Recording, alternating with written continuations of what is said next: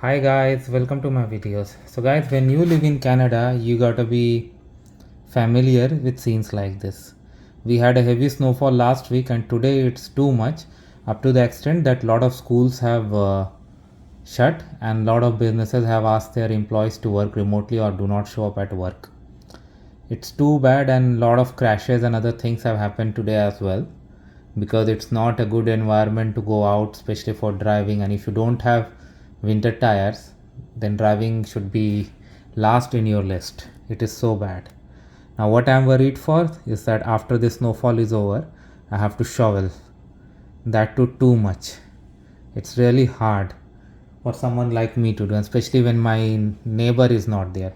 My neighbor has gone out of the country and he has told me to take care of his site, snow cleaning, something you got to do in Canada.